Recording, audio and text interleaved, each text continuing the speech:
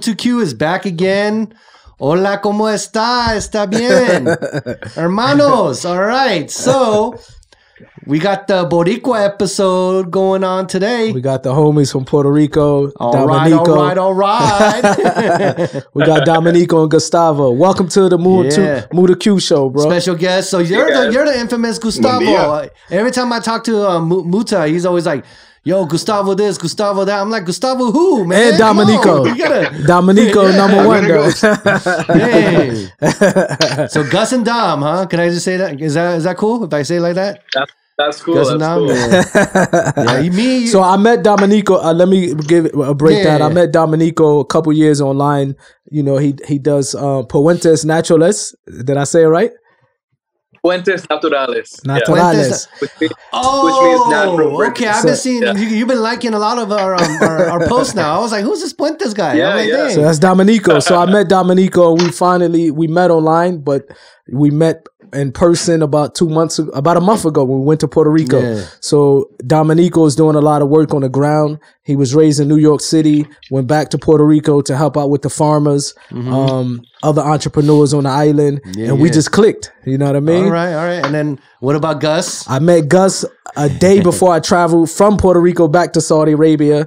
Dominico been telling me a lot of good things about Gus. He doing a lot of work also. I think he was born and raised in New Jersey. I was born and raised in Puerto Rico. Oh, actually. Wow. Born and raised in Puerto Rico. So he's there on the island, never left. You're Boriqua. I'm Boriqua. I was raised also across all Latin America doing missionary work with Jesuits, but that's another story. Okay. That's good. Está bien. So Dominico is the homie that I got some Puerto Rican coffee that I keep stashed. Yeah. I keep stashed Dominico, and I only give it to selected individuals walking to my shop. The VIPs. I offered him some. Yeah, so I don't normally drink coffee. So because I can't do bitter taste. I don't know why. I can't do bitter taste, which is probably good because I never drink alcohol. Good. Because it's like, the bitter taste. So I just can't do bitter taste. But some coffee is Red Bull though. So let's get into it, man. So Dominico, real quick. Yes. Though. Sorry, we always forget. Yes. Shout out to our sponsors. Manscaped. Can't escape Manscaped. Trademark MUTAH 2021. And then our fashion partners, we got Elevata. And then Elmo. Yeah, dope. My first time saying Elmo. Yep, you're about to get some too. I told you gotta hit him up, but I hit him up, man. That's what I got you here for, bro. I kind of work like his role manager at the same time. So he's my co-host and manager. Yeah. So let's get into it. Right. So Dominico, born and raised in Harlem, if I'm not mistaken, or New York City. Yeah, in New York. So I grew up like outside of New York City, but my parents were both entrepreneurs and had businesses in the city. So I grew up driving up and down from Westchester into Harlem, into Manhattan, to 47th Street. My mother owned a jewelry store. So we were on the Diamond District, 47th Street, going to all the vendors every week, and so that was kind of my upbringing. Always around that. Amazing.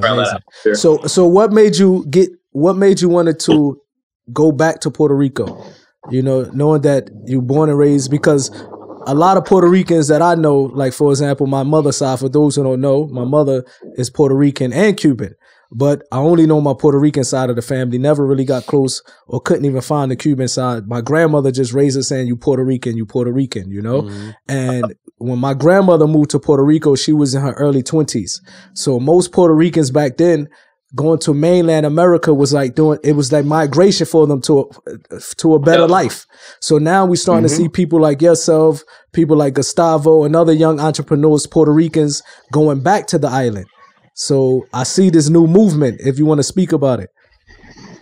Definitely. I would say for the last several decades, most of Puerto Rico's history, we've had like this circular migration pattern where a lot of people would have to go to the States for better job opportunities, etc. So my grandparents were both born and raised in Puerto Rico at a young age. My grandfather, in his teen years, came on his own to New York. He wound up joining the army, and when he got back, he started his own business, and that business is still around, thankfully today. But I kind of grew up with that background, and I grew up with my grandparents. They lived in Puerto Rico, but they would come back and forth from New York to Puerto Rico and kind of be our babysitters because my parents were both always working. So I grew up with a lot of that, like traditional Puerto Rican upbringing. And every summer, me, my younger brother and sister, we'd go to Puerto Rico, and we'd stay with my grandparents in Aguadilla for the summer. And as a kid, I always dreamed of coming back here when I was older. I never thought I would actually come back here as a young adult and coming here to start my life. Even as a kid, I thought I'd come back here to retire, come back when I'm older. But I'm happy to be here now. I started coming here on my own in college, and when I graduated a couple of years ago, I decided to move full time. Amazing. Nice, amazing. Yeah. That's dope, bro. And Gustavo, we got to get into it with you as well, man. So you said, for some reason, I thought you was raised in mainland USA, but you was born and raised in Puerto Rico. I was but born we in saw Puerto Rico. We've been watching you in the news lately, man. We got to touch on that. I was born in Puerto Rico. I got a full scholarship to study in the mainland. Mm-hmm. I traveled all over, lived in DC, in Boston, New York, San Francisco, you name it. And I came back.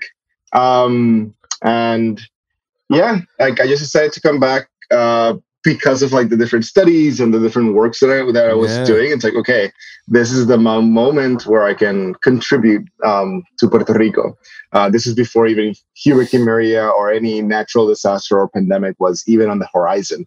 But was born in Puerto Rico, studied abroad, and then between 10 and 18, I was doing Jesuit missions. So I was going to Paraguay, Uruguay, Haiti, more than 24 countries, doing community work. So we were building aqueducts, building houses with our own hands, learning how to kill cows at the age of 12, 14, skin them, the whole process. The halal way. Halal way. Yeah, halal way. Building demographics and a lot of studies of okay, this is what it means to be inside of a community, working and understanding what's happening in there from a perspective that is very respectful and humble of our approach.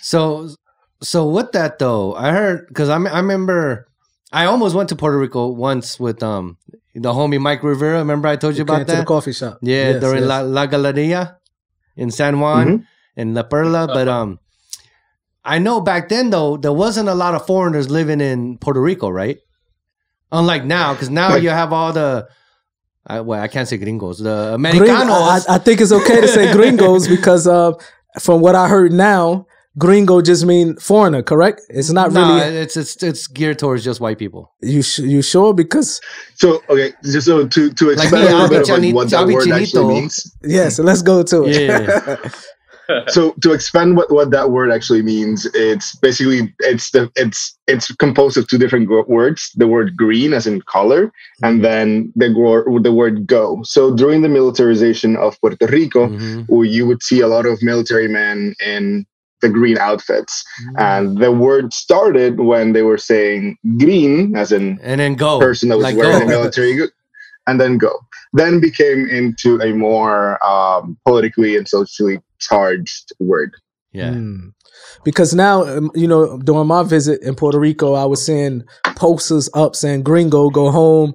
This is what a colonizer looked like. Yeah. It seemed like the Puerto Rico people upset with what's happening. There's a lot of change in Puerto Rico. A lot of wealthy people are moving in with these tax incentives. And not respecting your culture and the land and thinking basically they're doing the typical American thing. Because I saw this when I was in a military station in Germany, Korea. Americans would be getting angry at the people of that country going, how come you can't be more like Americans? He's ex-military. Yeah, he's ex-military. You in their country, man. So he's a gringo. Yeah, so I'm a gringo too then, I guess. Ex-gringo. I'm a grinito. Because, chinito and gringo put together. Grinito. Does that mean? I gotta. Yeah, no, but so with that going on, with the the famous celebs, and on top of that, the was it Bitcoin? You have a lot of crypto investors like Brock Pierce and others coming in. So what is the sentiment? What is the temperature of Puerto Ricans when it comes to the people moving to the island? I don't know if Domenico wants to begin. Go ahead. Yeah. No, go Domenico. Okay.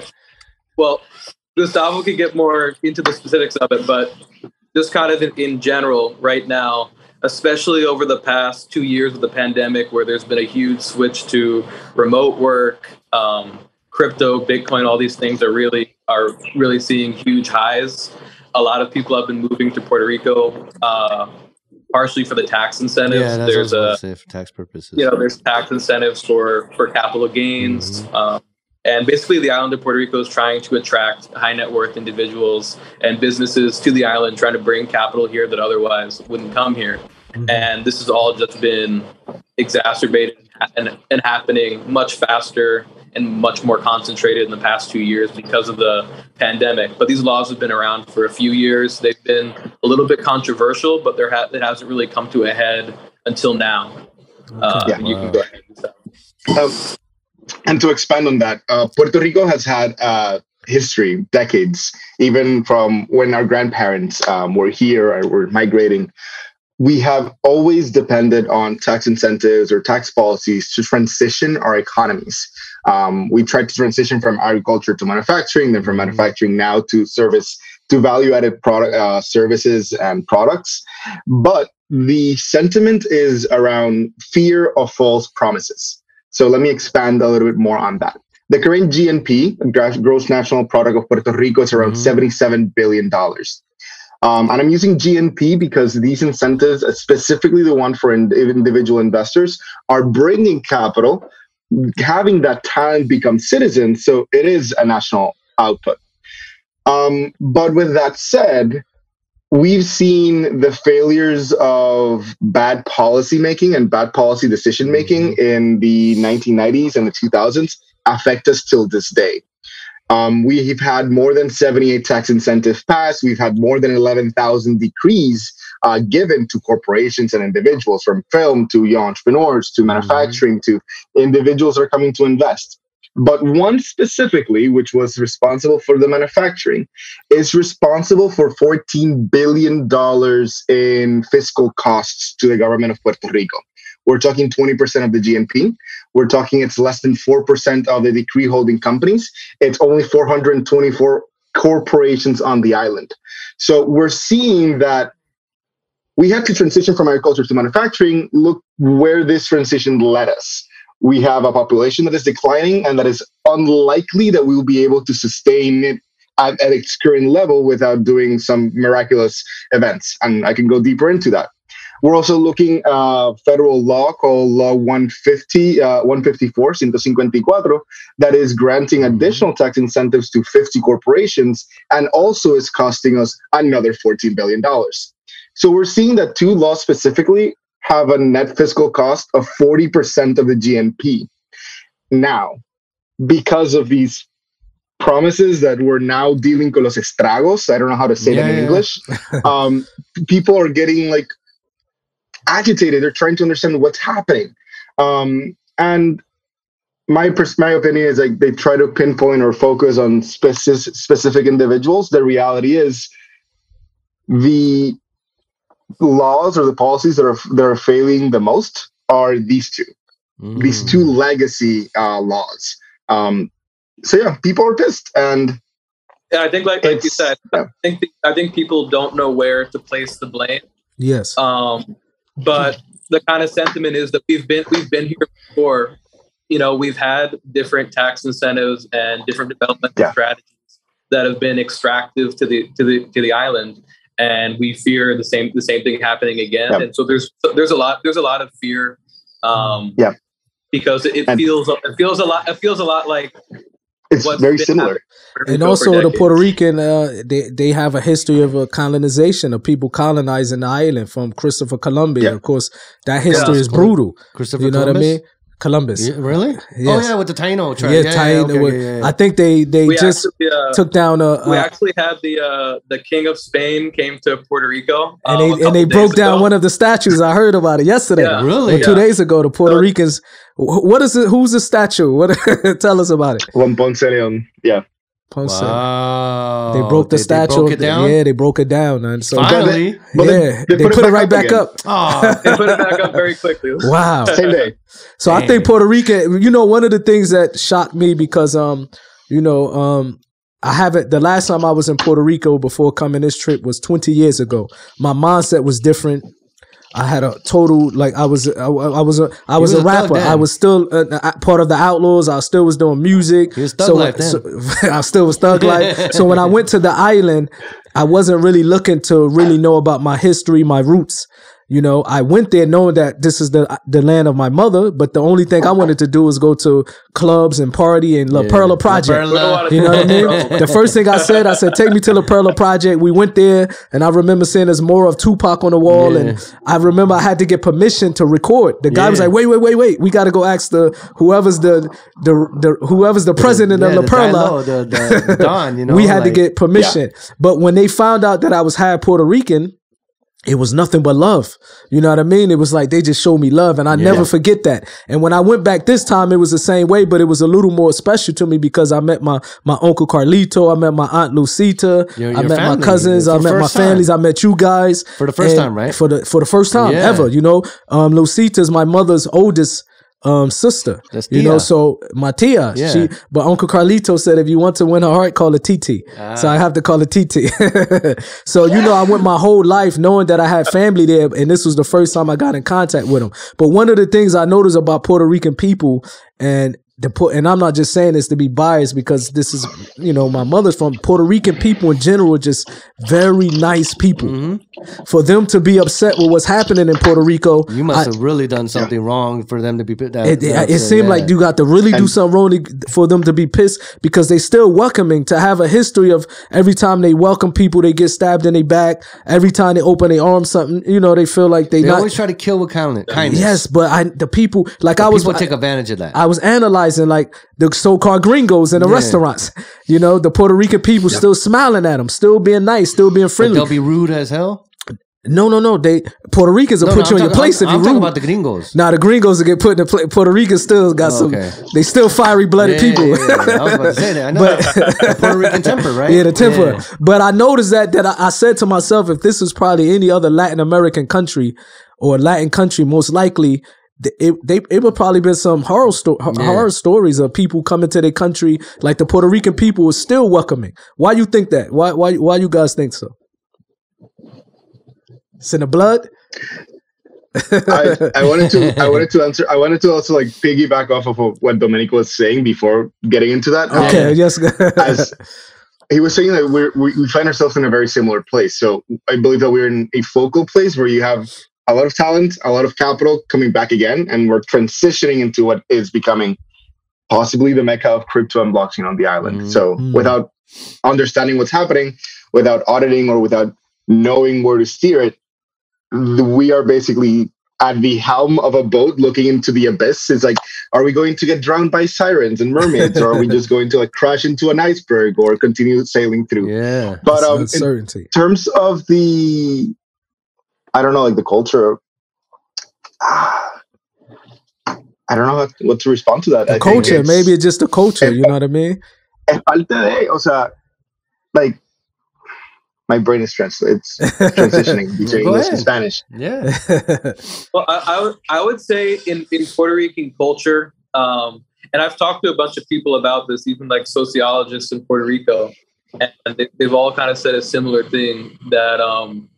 Like in Puerto Rico and in some other Caribbean islands and countries, societies, like it's customary here that when you like meet a stranger, you kind of give them the utmost respect up front, and then you allow them to, prove themselves to be a jerk or to be, but it's kind of Yeah, it's kind of the normal way of being is to be very you give them the be very kind, be very opening, very welcoming. You first meet someone and assume that they're going to be, you know, a good person.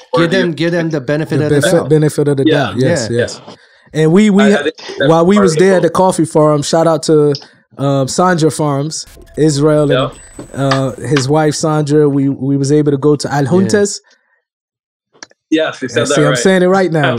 Finally, I got to give myself a check. So we was able to go there. We got a surprise call from Fat Joe, you know what I mean, who's also Puerto Rican. Yeah. He called in. He spoke with Dominico. He said he's ready to come to Puerto Rico. The goal is that we want to get the Puerto Rican diaspora community of Puerto Ricans to come back to Puerto Rico, and also invest. You know, for example, I remember reading something where they said Jay-Z said, gentrify your own hood. You know what I mean? Like, so we see gentrification happening in our neighborhoods in America. We have we can do something about it. We can step in and gentrify it ourselves. You have enough Puerto Ricans that's outside of the island that's successful, whether it's entertainers or ball players, business people. They need to come back to the island and invest into their own they land. You know what I mean? What you guys think about that? I think like it's not even, I wouldn't even dub it gentrification, because there is a common denominator, which is culture, which is history, which is the same pain and trauma and the same hopes and dreams that we share. Yes. So by putting your money to the land is by staking agencies like, estamos acá, let's stay here. Let's continue building and flourishing that which makes us and defines us. So I wouldn't even call it gentrification. I would just say it's like, look, there's more than $40 billion in the 6 million Puerto Ricanos in the diaspora. It's a matter of like, there are concerns. There are concerns, corruptions around your capital, but there's also vehicles and mechanisms and financial tools that will reduce those risks and say, okay, let's start investing. Let's start putting this in. Let's start producing. Let's start working together and finding a way how to link the 3 generations of the diaspora and the Puerto Ricanos that are here today. Yeah. Dope. I will be one of the first ones, God willing. So with all the, I heard Puerto Rico's enriched with coffee farms. We're going to talk about that. But what's this about this? Was it Dominic? Dominico. Dom. I think Dom was the one forbidden who... forest. Yeah, what's this about this Frenchie? The French guy who break down the history of the coffee in Puerto Rico. Dominico found a natural wonder about it. Natural coffee bean, right? So coffee originally came to Puerto Rico in early 1700s from France. The coffee that was brought here was originally from Yemen, and Yemen is kind of considered the birthplace of coffee. Coffee, the plant, is originally from Ethiopia, but once it was brought to Yemen is where it really first flourished, and it was cultivated, and a whole culture around the cultivating and drinking really developed. And that's really where coffee was brought to the New World, to the Caribbean, to Latin America, was mainly through Yemen. So coffee came to Puerto Rico in the 1700s. The original variety of coffee, because there's all different varieties, was this really old heirloom variety that was very delicate and very low yielding. And that's the coffee that we used in Puerto Rico up through the peak of Puerto Rican coffee production at the turn of the 18th century, where this little island was the 6th largest exporter of coffee in the world. We were, we were called the coffee of popes and kings, which some brands still kind of use that marketing language today. But we were exporting coffee all over Spain, all over Europe, to the Vatican. And we really did have some of the best coffee in the world at that time. And it was all from this old heirloom variety. Today, in Puerto Rico, due to politics, due to world market conditions, coffee is considered a commodity. It's traded in the futures market, just like other commodities like metals or like corn or things like that. And there's a commodity market and a specialty market.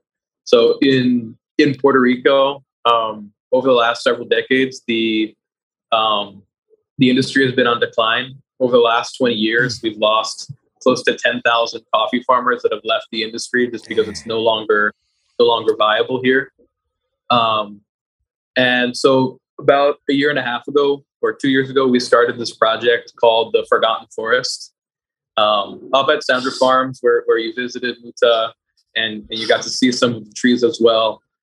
We have this farm that's around 225 acres. Most of it is all wild forest that's been abandoned for around 80 years. And a couple of years ago, we went up hiking into the forest and we found all these old trees, these old seedlings that looked like coffee. And we got super excited about it. We sent it to some agronomists and eventually sent it to a lab. And we found out that it was Typica 401, which is the original coffee that was brought here. Dang. And it's no longer in cultivation on the island. Now the government, different nonprofits, different big companies like Starbucks, Coca-Cola, TechnoServe, Nescafe and all them? Nescafe, the Hispanic Federation. They've put a lot of money and investment into supplying farmers with seedlings on the island. But unfortunately, the government mostly promotes kind of commodity or commercial grade coffee, which is one, lower quality, two, good for the environment. They promote full sun coffee and these hybrid varieties that are bred for resistance to disease and their yield, but not necessarily quality. Dang. So we started the Forgotten Forest Project as a little demonstration plot that we crowdfunded the money to start. And we just did a 5-acre plot. And from there, we wound up getting some national attention in some different publications and some radio stations, things like that. And we were able to get the attention of some local foundations and nonprofits that wanted to work with us. They loved the idea. They loved the work we were doing. And we actually partnered with some local nonprofits to scale that project to kind of duplicate it, help other farmers grow this old heirloom variety, practice fully organic, shade-grown practices, and try to bring back this variety, which one is cool because it's this old variety that's almost extinct. But more importantly, we're trying to demonstrate that in Puerto Rico, we can grow really high-quality specialty coffee and other value-added specialty products. And there's an international market, luxury market for all these goods that right now Puerto Rico isn't really tapping into. And we're kind of just digging ourselves in a hole, and the industry is just continuing to decline as we focus on the lower quality coffee and the less environmentally friendly, practices in all sorts of agriculture and production. So now we have a nursery at the farm that we're going to be distributing around 30,000 coffee seedlings and leguminous shade trees over the next 2 years. And we've partnered with about 8 different farmers right now who are going to be receiving these seedlings for free. We partnered with a couple of different organizations like the Peter Alfon Foundation and TechnoServe to provide support to those farmers, and also actually give them organic compost to use for their first 3 years until they get to their first harvest, and then guarantee to buy the coffee at a high price if they choose to sell it to us. That's amazing. That's what's up, man. That's what's up. Dang. Yeah, let's get the Puerto Rican coffee bean out in the market already. We working on it, bro. We working on it. We're trying to bring it over to the Middle East. With MUTAH. Yeah, we try to get it here to Saudi Arabia soon. You're going to get the international coffee dealer. Yeah, man. Shoot. Hey, for the Saudi viewers, yes, if you want to get in on it, hit us up. Hit us up. Yeah, we got you. We got you. We got you with the Boriqua beans. What up? So, but Puerto Rico, man, it's going through some changes. Yeah. But it seemed like it's up. It's up. The ride is getting to where it should be. Inclining. Yeah. You know what I mean? With minds like you guys, I believe, like, just meeting Dominico, meeting Gustavo, other young entrepreneurs on the island. I think it has a bright future, God willing. Yeah. You know what I mean? And hopefully the gringos will continue to show respect. Show respect and uplift the Boricua pride. Like, are they causing trouble? Do you have issues like that? Like, I heard Jake Paul lives there, right? Yeah. I'm sorry. Perdóname. Like, dang, that sucks. I think every country need foreigners, I believe. Yeah, but not Jake Paul. Not Jake Paul. Like, I think as long as they show respect to the culture, to the people, and be of some benefit to the countries, and it can be a good thing. You know what I mean? It can be a good thing. I think I think we're definitely at a critical point, like Gustavo was saying. I think definitely a good campaign that I'm on and that Gustavo's really on is getting better data to really understand what's actually happening right now above. These are all really inflammatory topics. We're all proud of our island, and we don't want to see the same kind of history of abuse happen to Puerto Rico again. And we want development to be inclusive to the local people and people that are coming in. We want to have a win-win situation. We want that, all the boats to kind of rise together, obviously. So I think definitely the work that Gustavo's doing with trying to get better analytics and data to understand what's happening is very important. And I think it's important not to get too caught up in kind of the emotions that are rising really high right now. Because that's not going to be good for anyone. Let me ask a question, Gustavo. Let me ask a question, because Brock Pierce, for example, I read yesterday that he just purchased the W Hotel. I read this yesterday in the news, and there's some controversy around it. He purchased the hotel. The W Hotel? The W Hotel, if I'm not mistaken, is it the W Hotel Resort? It's a hotel. The California brand W Hotel? I believe so, yes. Right? What? So he just purchased it, and I noticed that some Puerto Ricans was skeptical, or they was upset with this purchase. And for myself, just looking at it from a simple standpoint of view, like, this can be good for the Puerto Rican people because he's going to give them jobs and stuff like that. So I kind of got lost in the sauce where what is the reason the Puerto Ricans are angry and upset that he purchased that hotel? I think I know why. I think it's because the Puerto Ricans, they want their own people to be the owners of that prestigious hotel, and the fact that a gringo came in, like, it was a gringo who owned it the first time, I believe. so 2 points on that. And actually, the former owner was Spanish, a Spanish firm. See, Spanish Puerto Rican or Spanish European? Spanish. Latino, right? So from Spain, alongside data and alongside, I think this is a good point to maybe understand part of the sentiment and part of also understand, like, you might be generalizing by saying this, but maybe the Puerto Ricans wanted to build it themselves. The reality is that there's something called a GEM, Global Entrepreneurship Monitor.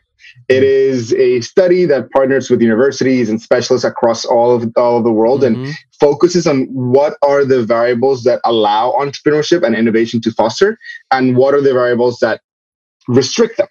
So Puerto Rico's culture towards entrepreneurship, towards identifying and taking action upon an entrepreneurial opportunity, ranks second to last.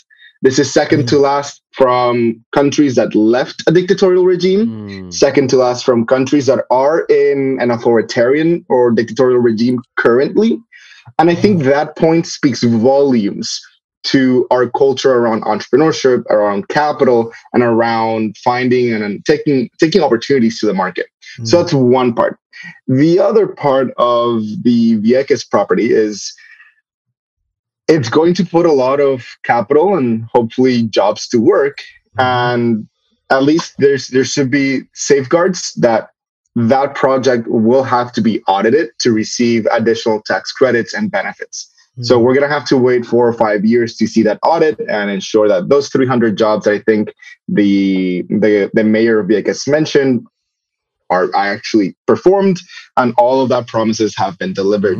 But yeah, I don't know if that answers your question in terms of the culture and the respond and the actual performance and the impact. And Gustavo, the other thing you had said the other day, and that some people were upset about, because I wound up commenting on one of those headlines, and we got a lot of responses from it. But the other thing is the point of contention about the capital gains tax, and for Puerto Ricans, that people are arguing that Brock Pierce is able to buy the hotel and he builds it up into the successful hotel. He can sell it and not pay capital gains. Whereas if a Puerto Rican, restaurateur, hospitality entrepreneur bought it, he would be banged with all of those capital gains taxes. I get what he's saying. So it's not fair. That's not fair to the Puerto Ricans. So I can get on that and actually explain other financial vehicles that can be leveraged in these types of situations, specifically given that the project is more than 10 million. So That's low 185. I'll get to that soon. But another reason why people are pissed in Vieques is because since a hurricane, there's no hospital. People have died because they don't have access to urgent care or even an emergency room. Schools are basically crumbling down. Vieques before that was occupied by the United States Marine. It was hit by bombs after bombs after bombs during the 50s, 60s, 70s, and 80s. And in the 90s, through organization of our citizens, they were able to kick them out. It's also one of the highest regions with a high cancer rate per capita because of all of the residue that has been left untouched on the island and still hasn't been cleaned up. Wow. So it's an environmental, social, and political hazard. And by going directly into it, it stands as this weird dichotomy where the place that has or represents that colonialism on the island, it's being power washed by the promise of capital and purchasing of a luxury hotel. Yes, it's going to create, hopefully, jobs, and we'll see the audit in 4 or 5 years. But that is the essence, the ethos of why Vieques and that property specifically. Now, to answer the capital gains, yes, their capital gains tax is available for individual investors that relocate to the island.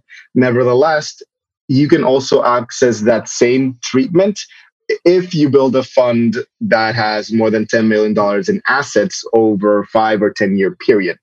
Nevertheless, it's not equitable. And that's the word here. It's equity.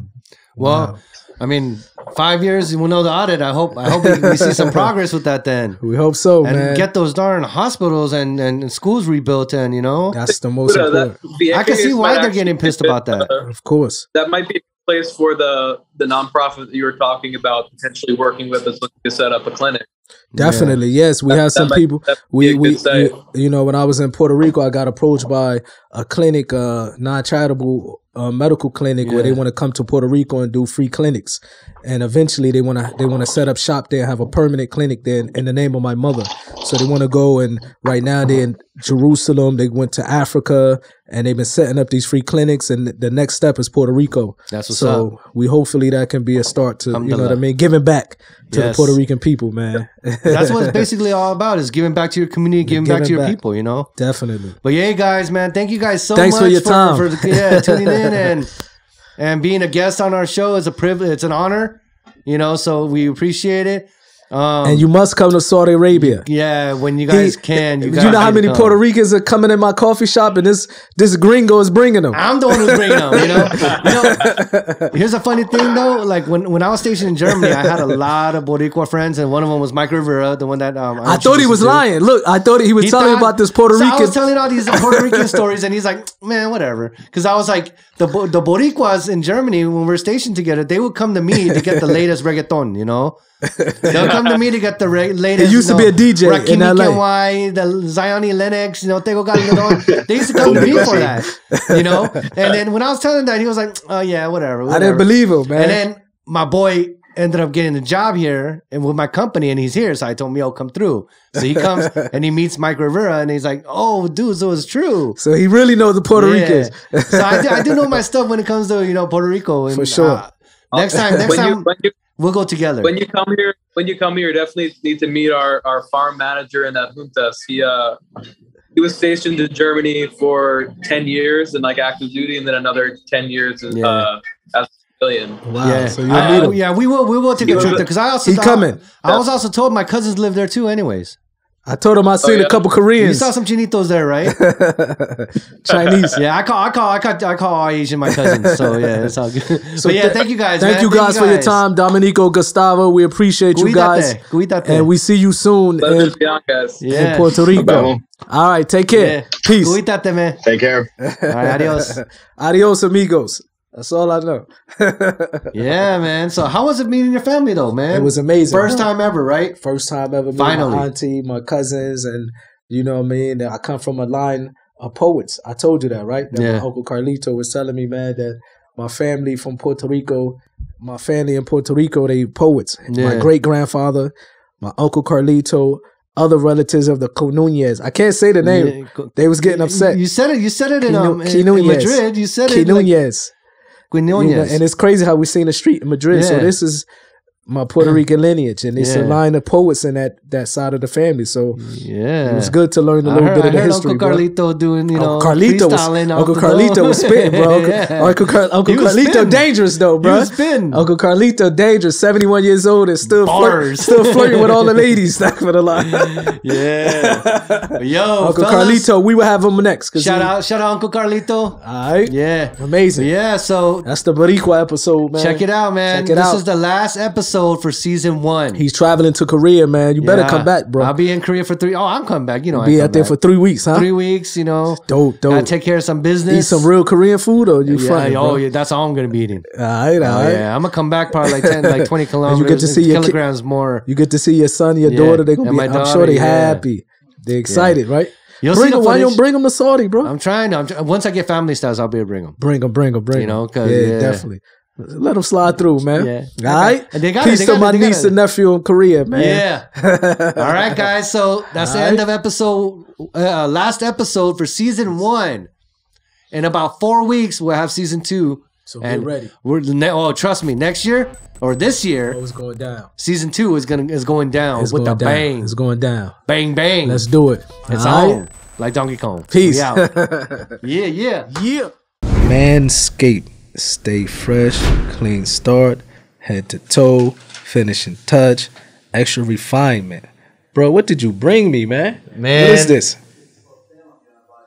All right, so the support for MU2Q is brought to you by Manscaped. Okay. All right, Manscaped, they are the men's grooming champions of the world, not just the city, Craig. The world. The world. That's one of my favorite lines. Wow. So you really mean the world? Yeah, man. Because what they do is they offer a precision engineered, dope grooming technology. But I like to look rough, man. I don't touch my beard. I like to look a little rough. What about from the neck down, though? Oh yeah, from the neck down, we gotta stay smooth. Like when you take your shirt off, it's gonna look like you gotta be smooth, man. You're right. You know what I mean? Some people are like that, And I like to feel silky smooth, Silky smooth, huh? Like silky smooth. Yeah, just for me, the way I feel, like I want to be silky smooth from the neck down. So I'm gonna give it a try then. I'm gonna give it a try, man. So what it comes with is this set is a special thing. Now, they just started in UAE. Okay. They just launched in the UAE, and this is the 4th generation of trimmers. Okay. Right? And the Lawnmower 4.0. 4.0. Which means there's been many versions before that, but this is a 4.0. Dope. This one is, dude, look at that. That looks that look dope. That looks pretty. That look dope. Honestly, I think Manscaped is the Rolex of men's grooming. Wow. Say no more. Not Casio. Say no more. I'm buying. Rolex. I'm in. Okay, so this is the give me your credit card. I'm ordering today. Yeah. So that it comes with this. Nice. They call this the weed whacker. The weed whacker. Okay. Because some people they be having like this for the nose and the hair. I mean the hair trimmer in the ear. Man, I'll be seeing some people's ears, and I'm like, dang. Yeah, my grandfather from Cuba, he kind of had like that afro coming out his right. ears, and I'm actually following suit. I'm right behind him. Allen Iverson here. I'm right behind him, so I'm glad that. Yeah. But then no, this honestly the way it looks, even the way that is modern, the weed whacker. Yeah, the weed whacker. That's dope right there. Yeah. Okay, what else we got in this box? So the box comes with like. Can I see the crop reviver? The crop reviver. Okay. Right? It's toner. Dope. Yeah. Dope. And then you got the crop preserver. The crop preserving, which is deodorant, not only for your armpits but everywhere else. Dope. Yeah. What else we got in that box? Here's the amazing part. Look how slick and slim that is. Honestly, when I first got this, I was like, where do I charge this at? Facts. But it comes with like a little charging dock that you just put it on and it charges it. Like the technology, I'm like, this got to be made by Koreans. My people had to make this. Nice. As nice as it looked, I know my people. Check that out, man. Yeah, that looks nice. The camera's over there. I try to play it off. Look, I did it slow. Look, well, actually, it's 3 cameras in this room. Yeah. Korean. The Korean try to make us look like we don't make. It's a camera there, and it's a camera there. Say the camera recording is over there. So, Now, but you saw me try to play it off. When you said that, I did like this. Yeah, I was smooth with it. Smooth as Manscaped.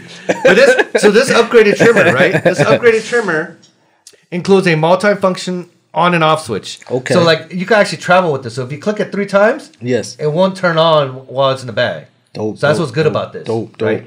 Manscaped. And that name, man. They got it with the name. Yeah, they doing anything, man. Amazing. Marketing is amazing. I'm gonna try it out. Yeah. So, and then it's wireless charging too, by the way. Did I mention the wireless charging? For both the weed whacker and the lawnmower. This is called a lawnmower. The 4.0. The names are killing me, bro. Yeah, right. Check them out. Y'all see it. We over here with it. Check it out. Now here's the best part of this. Okay. You get a 20% discount if when they you use the code MU2Q. MU2Q, get your 20% discount. 20% discount when you use MU2Q at manscaped.com. Manscaped.com. And for our Saudi viewers, they just launched in UAE, which means they could deliver here tomorrow. One day. Bukra. One day delivery. Bukra. Right? That's tomorrow. Bukra. Right? Bukra. He said Bukra. Did he just curse in Arabic? Bukra. Bukra. But I think he might have just cursed himself in Arabic. No, I meant tomorrow. Bukra. Bukra.